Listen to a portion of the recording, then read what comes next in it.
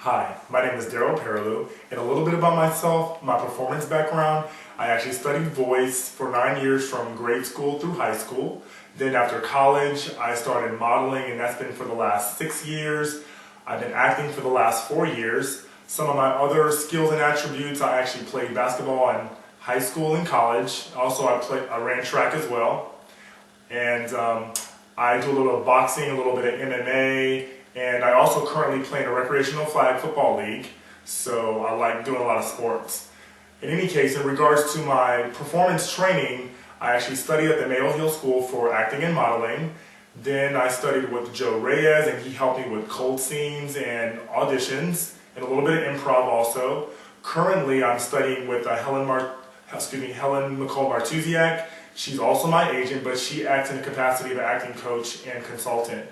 And she helps me with character development for auditions and roles that I've actually booked. In any case, I know that I'm auditioning for a detective, so the audition that I selected is also that of a detective.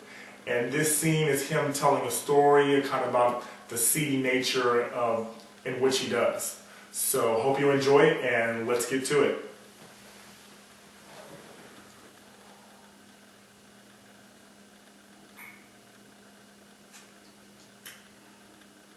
So you want to know what I do? I'll tell you a story. It happened the other week. It's a short story, but still as depressing as some of the other stuff I've seen in my career. You might want to refresh your drink.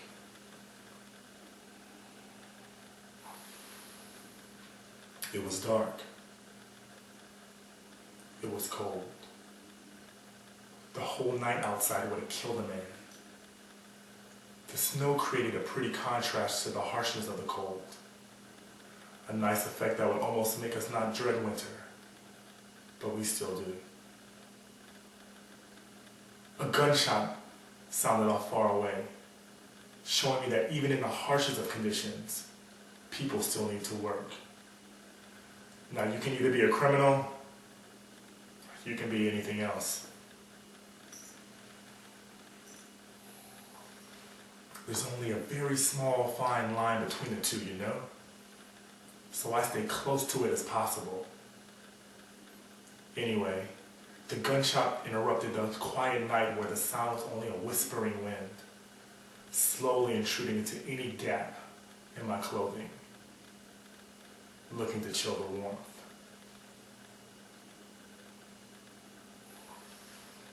I was looking for someone. I've been paid. I should have said no, because of this damn cold, but a guy's gotta eat. I didn't know who this person was, or what they looked like. I just knew her name. My client wanted me to deliver her a message. My client said to me, get to her by any means possible. I didn't ask any further questions. I've been charged to deliver a message. I check.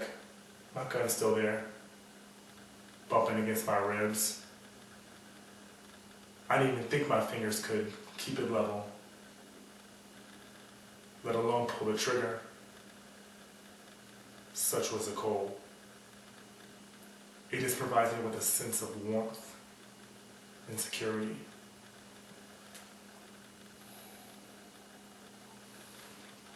This girl was said to be a prostitute.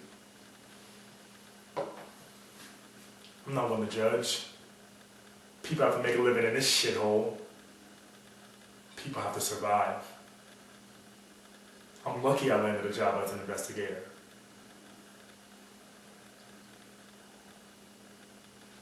The missing people, the murders, the kidnappings, the drugs, the rape. All my fields of work. In all the many ways I hate this city.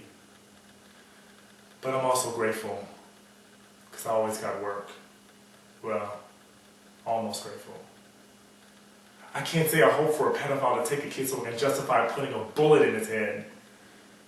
We do what we must, and move on. You know what I'm talking about. Hell, your kind isn't much better. You make money from despair and crime. But like I said, I don't judge.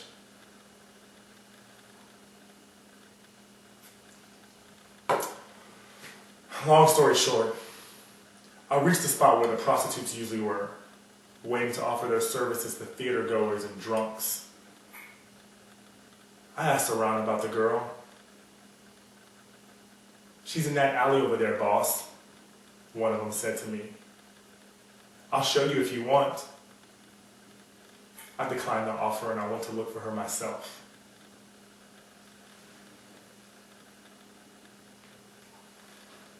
I walked into that alley and I saw her lying there, swollen and beaten. She was pregnant, dead. It was a sad sight. She had 2 knife holes in her stomach, 2 holes that had been put through her little small bump. Her hair was wet with blood and melted snow, and it glistened woefully in the suffocated street light.